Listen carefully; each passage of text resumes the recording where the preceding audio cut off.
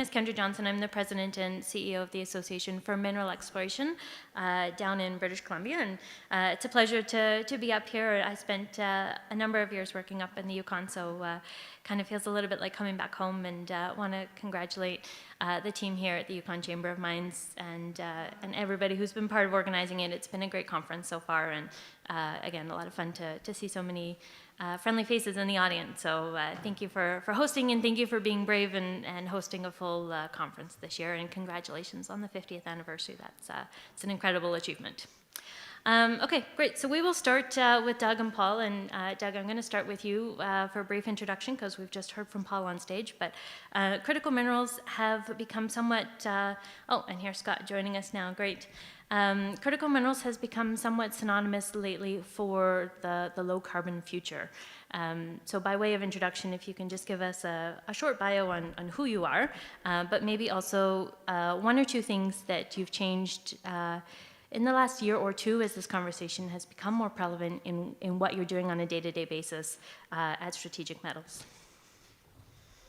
Okay, I think most people here know me, but my name is Doug Eaton. I'm the president and CEO of Strategic Metals. I've been working in Yukon for over 50 years, and the company name is a bit of the reason why I'm sitting here. We recognize the importance of strategic metals, critical metals, whatever term you want to use for them, quite a while ago, and have spent the last about 20 years amassing as many projects as we can in Yukon and the western part of Northwest Territories that host metals that have not been part of their traditional economy. Everybody knows, as Paul has nicely pointed out, the copper is critical going forward, but it's a major metal. It's traded on the exchanges, widely traded, widely produced. But there's a lot of other specialty metals that have much more critical niches, and we've tried to look at those as well as the big ones like copper and zinc. So I think it's a very exciting time. I think Yukon, people will be surprised with the diversity of metals that are here and how some of those metals fit into the low carbon economy. Great, thanks Doug. Paul, we'll go to you and then over to Scott. Yeah, well, I mean, I think everyone just saw my talk, so I don't know if I can add a whole lot more to it, other than, you know, it was interesting. I was actually at LME Week, I guess 3 weeks ago now in London, and, you know, they were talking about critical minerals, and, you know, people think of things like cobalt and the you know, rare earths and those sort of things, and those are important, but, you know, they still came back and they said the ones to watch for are actually copper and lithium. Were the two that they flagged as being, there's just not enough supply of those. And the other ones are critical, absolutely, but, you know, copper is still, you know, one that they're quite worried about, you know, the supply and demand fundamentals not adding up. Okay, I also spoke not long ago, and I'm very sorry for being late. I got accosted in the corridor and about 74 times on the way here, so I apologise. Yeah, so my background is actually in building mines. So we've been operating up in the Yukon for 8 years, but this is I can't remember now, 5th or 6th mine I've been involved in, and they've all been a little bit unique. So we're talking about gold mines, yes, but zinc, lead, nickel, chromite, not all things that are that common, but I think. As these two have said, you know, the critical minerals conversation is a hot topic, and the reality is, if this world wants to be a better world, if we want to use less energy, if we want to create opportunities to use energy smarter, and really that's what it's all about, right? It's not about coming up with more and more energy sources. It's more, how can we not waste the resources we've got? How can we store the peak loads that we get from power stations so we can use them? How can we store the power that we generate in power stations so that in times of peak load we have that as a reserve? And you know, it is about the specialty critical minerals, if I can call it that, but it's also about the need for smarter uses of what we've got. So, for example, everyone talks about cobalt and nickel and lithium about being, great sources of batteries. And they are, because of the characteristics of lithium and cobalt, for example, lithium ions in the way they retain charge and release charge. But what the world has not really started talking about is what the opportunity for city-wide batteries is, for example, and the zinc oxide, the zinc ion batteries are something that are in a very early stage. But for example, Buffalo University's got a 1 megawatt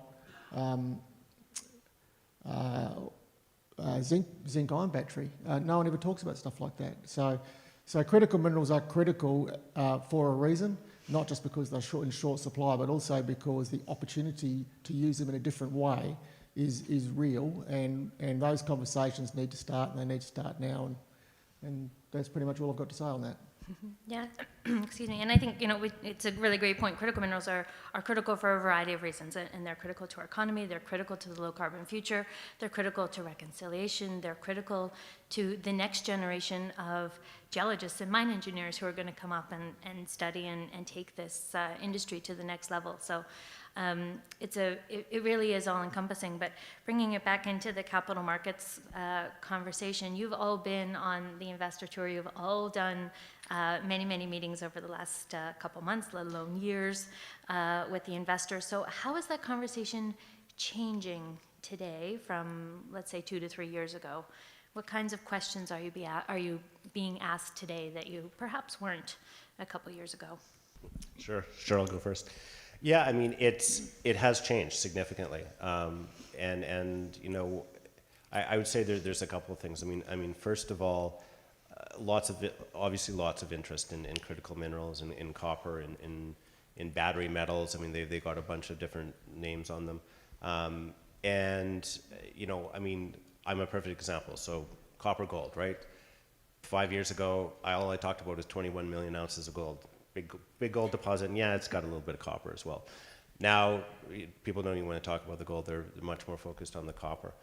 And I think the other thing that's really coming out is the importance of that sort of ESG component. How green is that copper, and what relationships do you have with the community, with the local indigenous groups, all of those things, and those questions are becoming increasingly important for any mining company. And I mean, part of our conversations that we've had with Rio Tinto as a strategic investor is the importance for them of, I mean, they as a company have net zero by 2050 as a company, and so they're looking to invest in projects where they can see that future as well. Yeah, Paul's 100% right. The biggest question change that's occurred for us is relates to sustainability. It's frequently asked now, and 2 or 3 years ago it was never asked. And the sustainability obviously includes things like relationships with communities, but also extends into your carbon footprint, and even at the exploration stage. If I could just go a little bit of an aside on this, the other thing that we're beginning to get questions or comments on is the critical metals flow through. And Strategic Metals was, according to Pear Tree, I think the first company in Canada to do a critical metals flow through, which they gave us quite a nice premium for that money above what you would get for normal metals. And as long as you can comply or satisfy the requirements of which metals you're looking for in the relative proportions, then you're eligible. So I'd certainly encourage everyone here to become familiar with the terms and see if it applies to their projects. There's a pretty broad spectrum of metals, but there are rules, and you better figure out what they are before you raise the money. That's a great point. There's 15 minerals and metals that are on that list for eligibility for critical mineral tax credit. Scott? Yeah, we're a private company, so we get asked slightly different questions. But one of the questions that we have always been asked is, when are we going to see you into production? and at the end of the day, we do have conversations. I showed a very important a greenhouse gas emission intensity graph on my slideshow this morning, and that is absolutely a hot topic in Canada right now in relation to, you know, what are the benefits that you're going to bring as a project through what are the negatives. And so that's important, but the question about when are you coming into production and when can we see it? And I was speaking to some zinc smelters a couple of weeks ago in a couple in Europe and one in Japan. And what they told me is that that the zinc price is currently very good. It's not as good as it was a year ago, but it's certainly still better than what we had anticipated it was going to be a couple of years ago. And what they're telling me is, look, we've got very low stockpiles for a whole range of reasons. Canada, for example, Canada's largest zinc mine is in the process of closing down, and Canada's not going to have any large zinc mines or limited zinc mines until the next one comes along, and hopefully that's us. But what they were saying is, look, zinc is currently at a price, and we produce zinc metal, but when we produce that metal, we actually charge a premium, and they've always charged a premium. This is not unique to zinc. I'm just using zinc as an example. We've always charged a premium at the end of the smelter for the metal. So there's an LME price, which is the global LME price. That's the sort of the price we all talk about, and it's currently about $1.20 a pound. And historically, that premium has been about 5 cents a pound, and that's to cover the selling costs and the transport to the buyer costs and things like that. Right now, that premium is 35 to 40 cents a pound, and it's not what you see. What you see is the LME price, and this is, as I said, this is not just in zinc. It's a premium because there is a real issue right now in actually being able to deliver the metal. So when we talk about the green economies, when we talk about critical metals, it's not just about mining, it's not just about finding deposits, although Alex Christopher this morning raised a very good point about the timeline between finding a deposit and bringing it into production. But at every single level throughout the supply chain, there is stress. And I think, you know, there's been a lot of conversations on a lot of issues, but don't think that this is a very narrow topic. It's a broad topic around the world. Yeah, that's a really great point. And you brought up the battery minerals earlier, and some of those other strategic minerals that are really required not only for the low carbon future, but for technologies, for the other supply chains to keep the world economies moving along. But you also touched on the fact, Scott, that your project is quite complex. It's a polymetallic. There's lots of things going on. Paul, you touched earlier in your previous presentation about the byproducts that can come out of your project, and Doug, you're out exploring. You can explore for whatever you choose to explore for. And so I'm wondering how those conversations internally within your companies have perhaps changed a little bit over the last little while. And Paul, you talk about promoting the gold side of the project versus the copper side of the project, but have you had conversations recently about the byproducts and perhaps changing some of the milling process to accommodate for those? Are those conversations that are now coming in to decision-making processes, given the importance of critical minerals, or are we still really focusing on the copper aspects and or the zinc for Scott? Yeah, I mean, a little bit. I mean, I think one of the things that, I mean, when you see this importance of critical minerals come up as we've seen, you go back and you start to look at everything. You look at your metallurgy, you look at your concentrate, and you see what you have. And, do you have cobalt? Do you have these sort of things? Mm-hmm. And, with our project, the one thing that pops up is rhenium. Rhenium is actually quite significant in our molybdenum concentrate.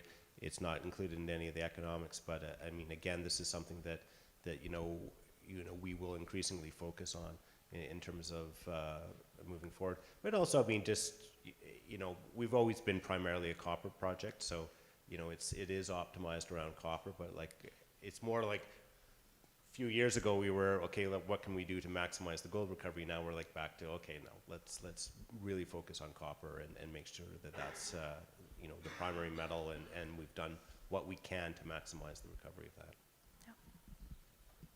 The concept of byproducts and co-product metals is really interesting because one of the factors which I really hope the Western governments are fully factoring into their reasoning is that China's control of a lot of critical metals isn't that they produce and mine the metals. In some cases, they don't even smelt the metals.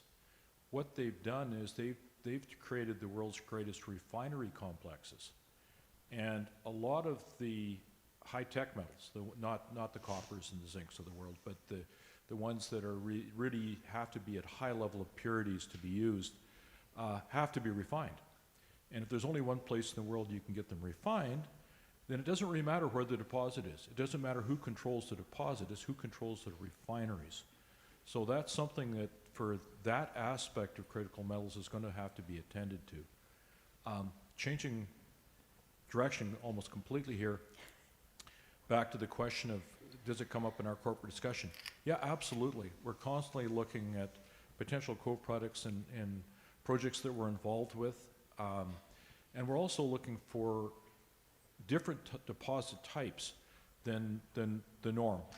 Cobalt, for example, most of the cobalt produced comes either from copper deposits in the Congo or from byproducts of nickel. And Steve Israel is going to be talking about a project that we're working on this year. He's going to be talking about the BAT project, where we found some very interesting cobalt in a very different environment.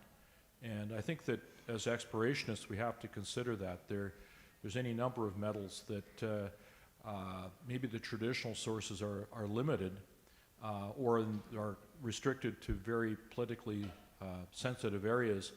And there may be alternative sources that we can develop here that have been overlooked. And I just want to stress to people that broaden the perspective a little bit and make sure that you read well down your assay pages. We've got one project that we found a number of years ago for Silver Range that was loaded with indium. And indium typically is in the sphalerite, but if you do a calculation on the amount of indium that's in that and assume it's in the sphalerite and you make a sphalerite concentrate, it's one of the richest indium deposits in the world. So it can be very, very interesting. You become aware of what threshold values are there that for those low metals, and you might be surprised what's in some of the projects.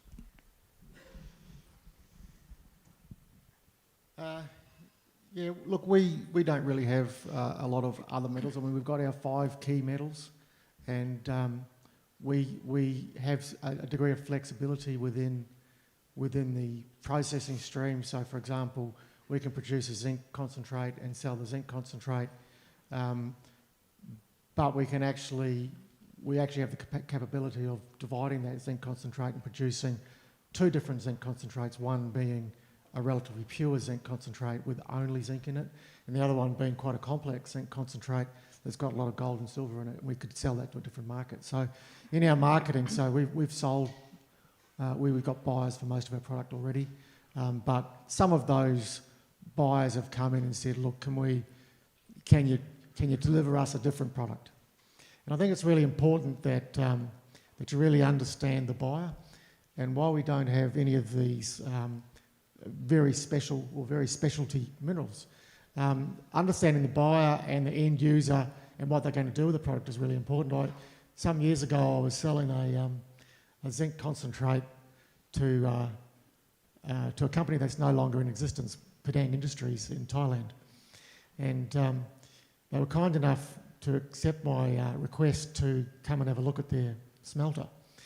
So I dropped into their smelter and they were showing me around very proudly, and as I said, they were buying our zinc concentrate, and they only paid us for the percentage of the zinc in the concentrate.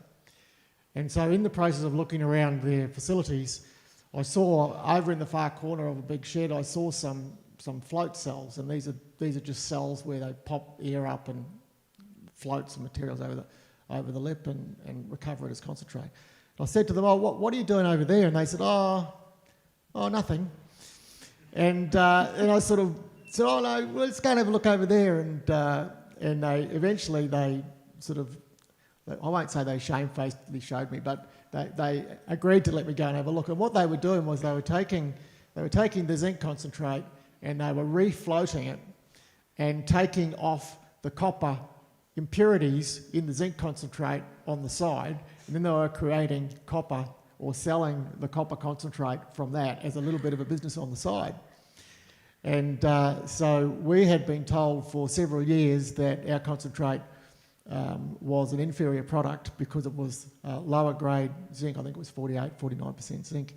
But what they hadn't told me was that the 5% copper, they were making shitloads.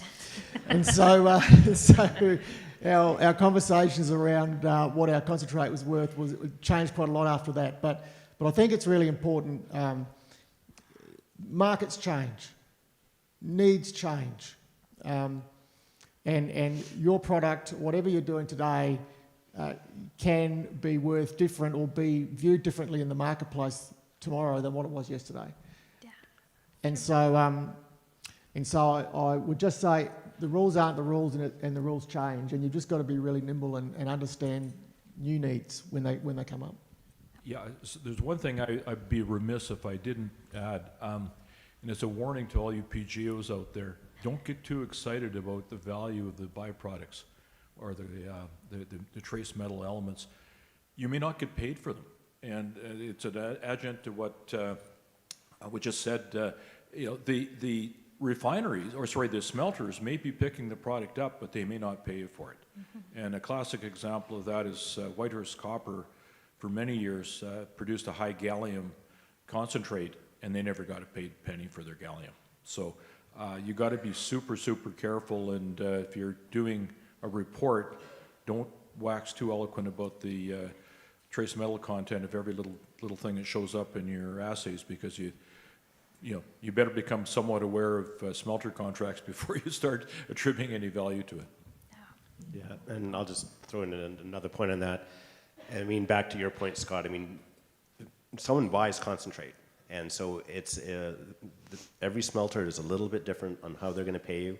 And I mean, for us, for example, the copper concentrate, I mean, we've talked to, Japanese smelting companies and Chinese smelting companies, and, the Japanese point out quite quickly to us, we can pay you a lot more for the gold in your copper concentrate than the Chinese can, because we have a completely different system to recover it, and so, we can pay you more. But yeah, I mean, back to your point, Doug, and as a metallurgist working with geologists, you can't just add all the assays up and multiply them by the LME price.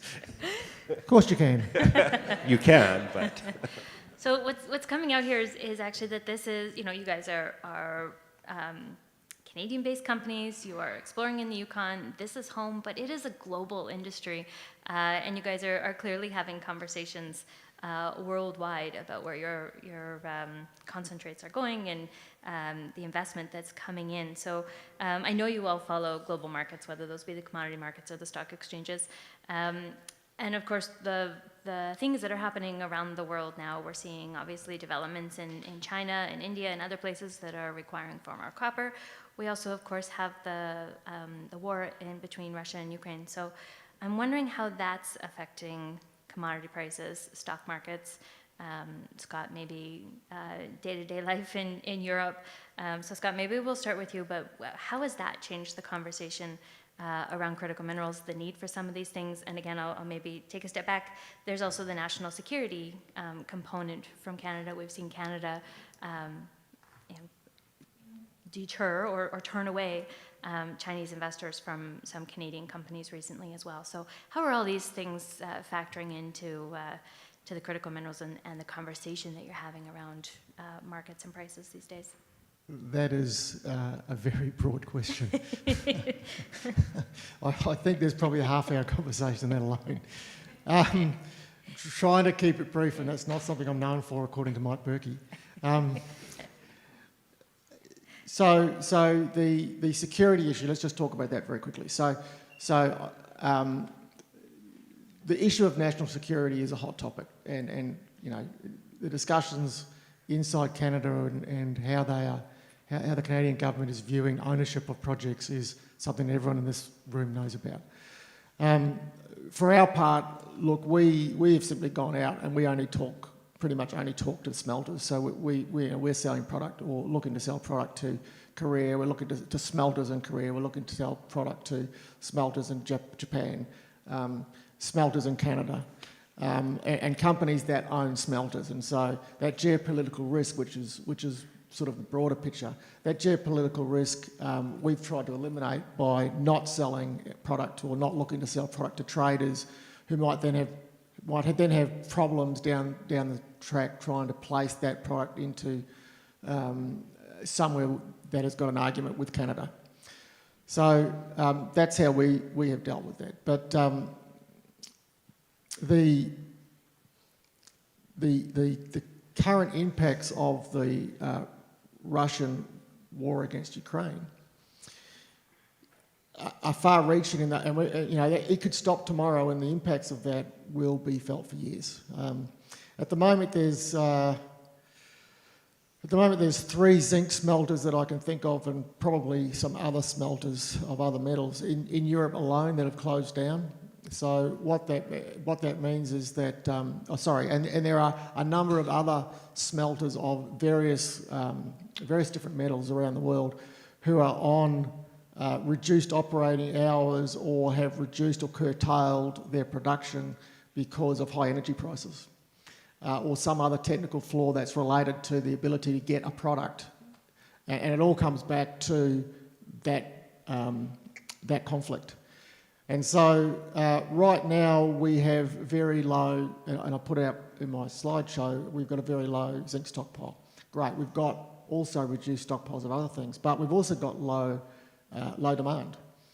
And we've got very high treatment charge, which is the price that the smelters charge suppliers of copper and zinc and other concentrates to treat the product. And so we're seeing circumstances around the world that have never, ever been seen before. So this is a very unique circumstance, and the markets and supply and demand and the ability to produce metals from concentrates and the ability to source concentrates and the ability to source people, the ability to source energy, everything is in turmoil. And so I think you'd be very brave to make predictions, but I'm going to make one anyway, and I'm going to be wrong. And the prediction is this, that there's going to be turmoil and uncertainty, and the rules won't be the rules for probably the next 2 years, I would think. No matter what happens, it's going to take a couple of years to wash out. So if the conflict in Ukraine stopped tomorrow, there's going to be, a period of time to build up gas and energy supplies. There's going to be a period of time for players in the industrial world to get back to a point where they have got full production. And once they get to full production or they start ramping up full production, the world stockpiles are going to fall very fast because the smelters will not be able to come back on stream fast enough to keep up with that production.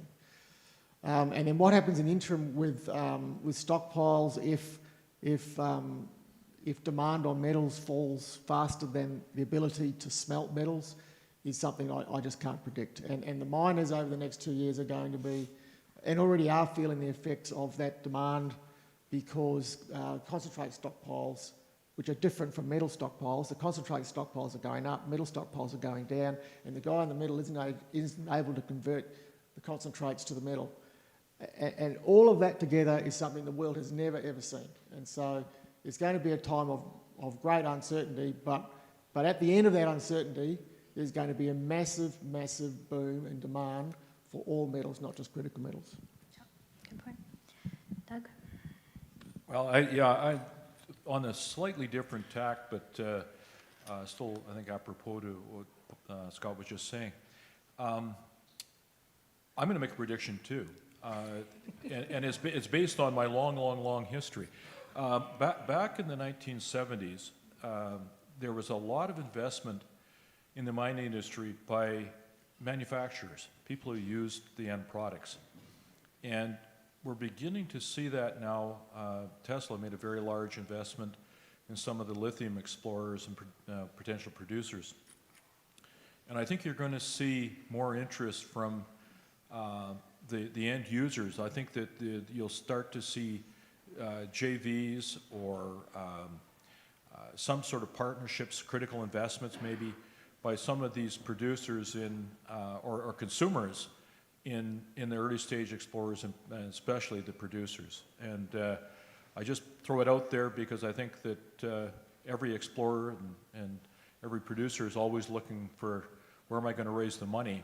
And I think we have to be a little bit more creative and go to a slightly different target audience and when making our pitch in the next few years. Because I think that exactly what Scott's saying, I think some of these people who are consuming metals are going to be wondering where the heck they're going to get a reliable supply. So there you go. Yeah, and you know, I'll just point out, I mean, over the past 6 months, some of the headlines that I've been reading are things that I never thought I'd see in my lifetime. Like, I mean, Chrystia Freeland actually said, we're going to try to fast track mineral projects and oil and gas projects in Canada to, you know, supply the world. And I was like, oh my God.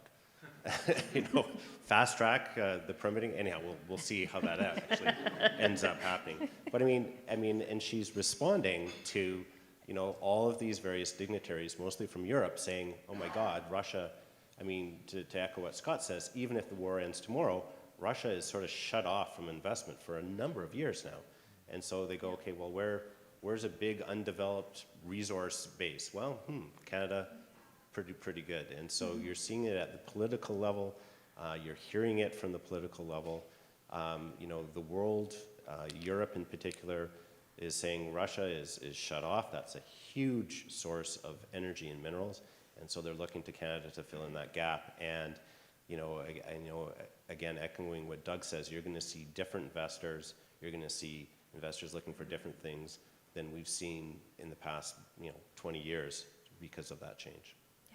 Yeah, it's a great point, and I'm sure Fatini's in the audience somewhere, and she'll correct me on these numbers on Monday, tomorrow when she speaks, but we're seeing well over 60 to 70% now support in the general public for mineral exploration and mining. So, and those are polling numbers done by MABC, and AME has recently done some polling as well, and we're seeing well over 55 to 60% support for advancements of responsible mineral exploration and mining. So we haven't seen numbers like that going to, you know, the Chrystia Freeland comments in many, many years. So we're now down to about 5 minutes standing between us and lunch. So I'm going to go to closing comments. You are all, of course, very familiar with many of the advocacy points that the Yukon Chamber has been making, that AME's been making, that PDAC has been making as well to all levels of government. Scott, we were talking a little earlier as well about the Fraser Institute and where different jurisdictions rank.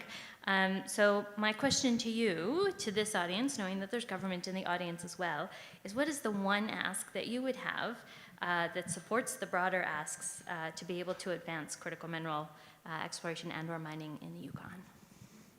One ask? Just one. Yeah, there's 3 of you. That makes 3 asks. And you have about a minute each. Okay.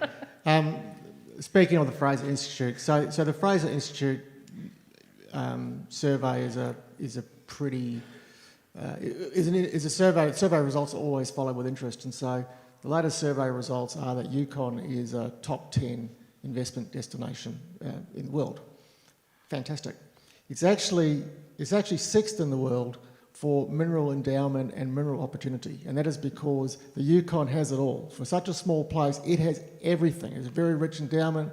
It is one of the best places in the world to be if you're looking for geology and good geology. Unfortunately, the Fraser Institute survey also says that from a regulatory perspective, from a public regulations and public processes, it's 23rd. So I think the challenge is with the current work happening in the Yukon, with the working on the Mining Act, 6th is the opportunity. That's where we can be. 23rd is the reality. So my one ask is, let's close the gap. Yeah, good one. I'm sitting here with two producers or potential producers, so I'm going to take an exploration tact on this question. I think that the most critical thing Yukon can do is get land use planning sorted out.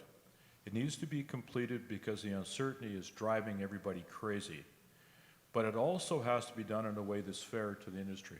And when I say that, the current system is essentially, when the land use planning is completed, any claims that fall within an area of low probability for exploration or excluded from exploration are essentially expropriated. There's no compensation.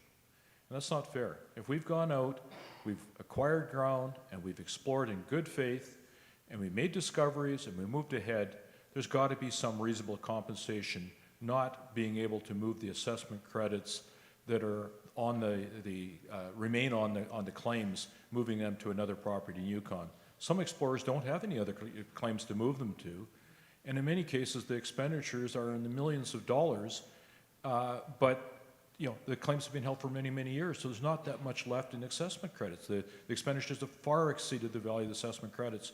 So there has to be a workable way, as the land use planning goes forward, to compensate the explorers whose claims are no longer explorable, either because they're cut off for access or because they fall in an area of critical habitat. So that's my message to government. Get your act together, guys, because it's killing exploration. Mining can go ahead because we've got a lot of really good projects. Exploration is going to wither on the vine, and in 30 years' time, you're going to have nothing left. I'll take a slightly different tact, although I certainly agree with Doug and Scott. I mean, I'm going to talk about energy. We're talking about an energy transition, and we started off about, why are there critical minerals? The critical minerals really is being driven by the energy transition. Well, let's be part of that energy transition. As I said, if you look, the Yukon has these goals to be net zero by 2050. Canada has that goal. Like I said, companies have these goals. Large companies have these goals.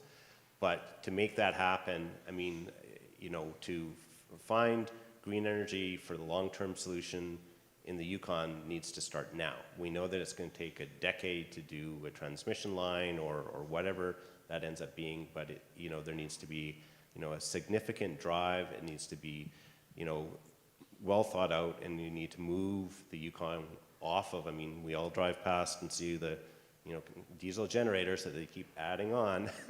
Anyhow, there's going to be some more talks about this, I think, coming up, but I think that's a real critical thing. The Yukon is number 6 in mineral endowment. This is going to be an important part of the solution to the global energy crisis, but to make that happen, we're going to need to have green energy. Yeah, all great points, and I think they all really touch on the need of urgency. The broader world, those of us that aren't in the room right now, are all talking about critical minerals and their importance to our broader future, and they're all expecting that can happen in the next year or two. And I think those of us in the room know how long an exploration cycle is, how long the permitting cycle is, what that means, and not only for mineral exploration projects, but for energy projects, for that transition. So to Scott's point, how do we close that gap, and how do we deliver to the broader world what we really are here to do? So we'll leave everybody in this room with that challenge and thought. So thank you all. Wonderful panel. Really appreciate your time. And we'll pass back to Brianna, or should we just go for lunch?